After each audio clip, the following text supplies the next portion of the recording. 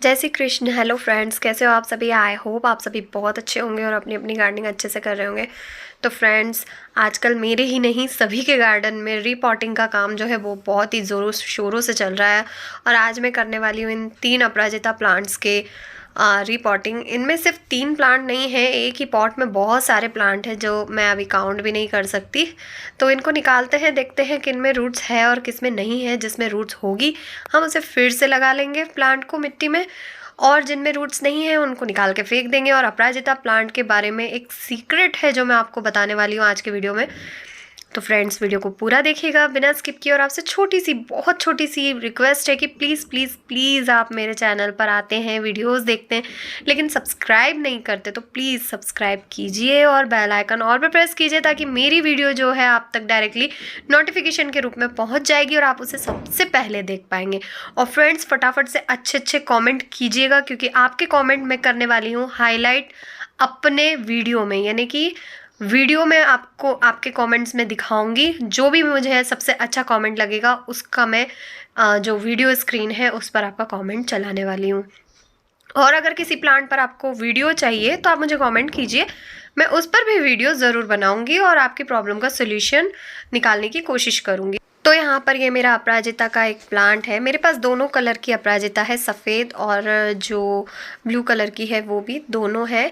और अपराजिता प्लांट का जो फूल है वो एकमात्र ऐसा फूल है जो भोलेनाथ शिव जी को भी और नारायण, लक्ष्मी नारायण और विष्णु भगवान को बहुत प्रिय है। दोनों ही देवताओं को ये जो फूल है वो बहुत प्रिय है। और इवन ये ही नहीं, इन 2 ही देवता ने, किसी भी देवता को अगर आप वो फूल चढ़ाते हैं, जैसे सफ़ेद फूल गणेश जी को, और जो दूसरे फूल है वो अदर देवता हैं, जैसे और भी देवता जो भी हैं, तो उनको भी ये फूल बहुत पसंद है। यानी कि पूजा पाठ में इस फूल का बहुत महत्व है।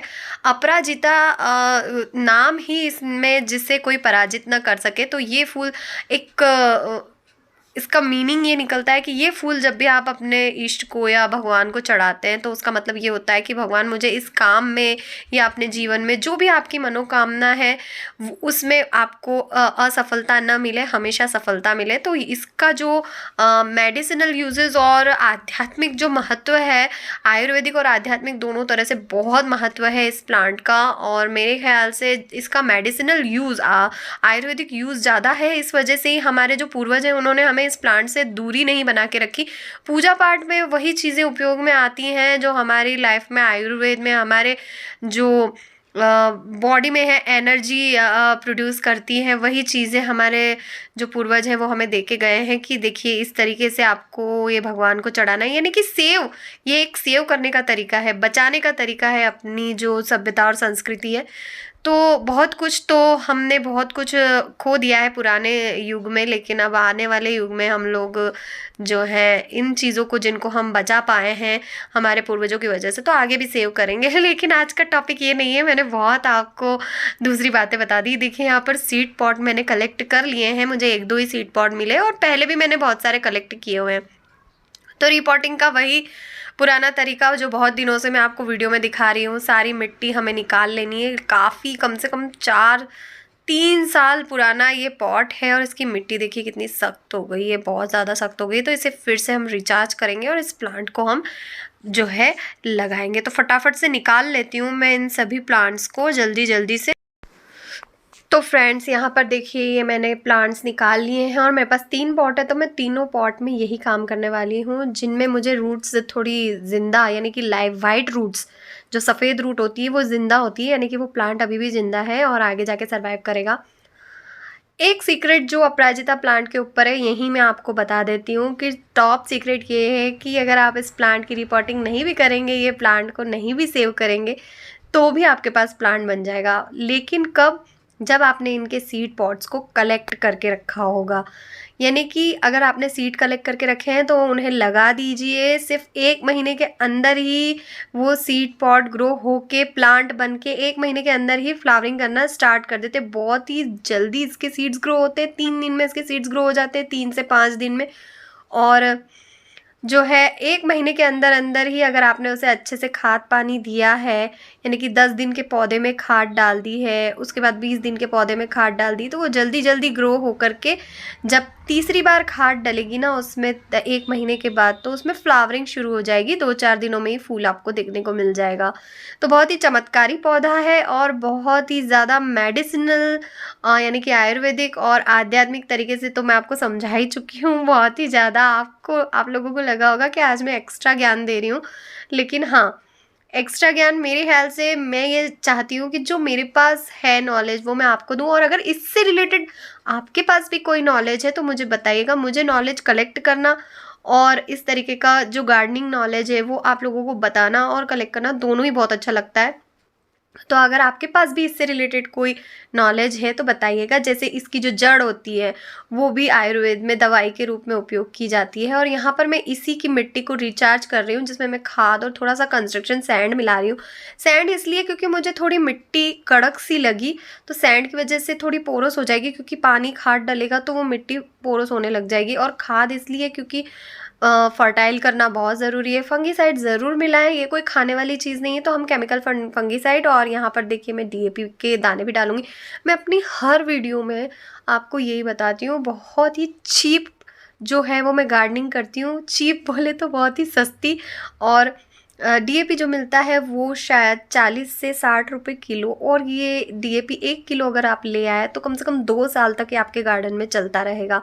और फंगीसाइड भी कम से कम 1 साल, मतलब मेरी गार्डन में तो अभी 1.5 साल हो गया है फंगीसाइड को, क्योंकि विंटर प्लांट्स पर ये ज़्यादा यूज़ में आता है, और गुड़हल पर, और जो गुलाब है इन पर। बाकी अदर जो प्लांट है, इंडोर प्लांट वगैरह, उनमें इतना यूज़ में नहीं आता है। मैं अपनी गार्डनिंग के बारे में बता रही हूँ। और मैं जहाँ पर रहती हूँ, मैंने अपने चैनल पर मेंशन किया हुआ है अबाउट में कि मैं मंदसौर मध्य प्रदेश से हूँ, और यहाँ का जो वेदर होता है, यहाँ की मिट्टी जो है वो ब्लैक सॉइल है, ब्लैक बेल्ट है, तो काफ़ी चिकनी मिट्टी है। और मैंने बहुत सारी मिट्टी तो तालाब से लाई हूँ, तो उस वजह से तालाब की मिट्टी आप लोगों को पता है कितनी चिकनी होती है, तो मुझे कंस्ट्रक्शन सैंड मिलाना ही होता है। तो बहुत सारे प्लांट ऐसे होते हैं जो चिकनी मिट्टी की वजह से ख़राब हो जाते हैं। ये पानी को तो एब्जॉर्ब करके रखती है, लेकिन मिट्टी जो है वो जब सूख जाती है तो पौधे की जड़ों को बहुत नुकसान भी पहुंचा सकती है। तो ये दोनों चीज़ों में अलग अलग जो है फ़ायदा है और नुकसान भी है। और हमारे यहाँ का जो वेदर होता है ना, वो गर्मियों में काफ़ी गर्म, जैसे मार्च का महीना चल रहा है, तो मार्च से ही दोपहर में तो काफ़ी गर्मियाँ शुरू हो जाती हैं कि आप बाहर नहीं निकल सकते। यानी कि जो नॉर्मल पर्सन्स है, जो अधिकतर घरों में जैसे हाउस वाइफ्स हैं वो घर में रहती है, तो वो नॉर्मल ऐसे बाहर पैदल नहीं निकल सकती दोपहर में, काफ़ी गर्मी होती है। उस वजह से हालत भी गर्मी से ख़राब हो जाती है। और जो लोग गर्मियाँ अप्रैल में तो इतनी आ जाती है कि आपको आपके पौधों को जो है बार बार दिन में 2 बार पानी देना पड़ता है अप्रैल से ही।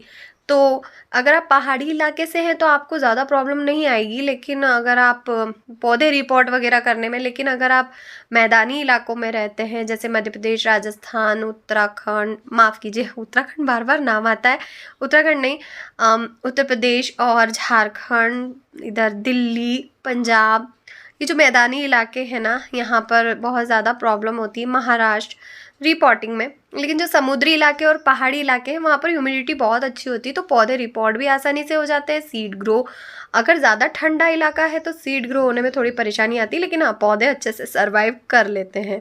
तो फ्रेंड्स, ये हमारा पौधा रिपोर्ट हो गया है। तो यही था आज का वीडियो। मिलते हैं नेक्स्ट वीडियो में फिर किसी नई जानकारी के साथ। तब तक के लिए बाय, टेक केयर।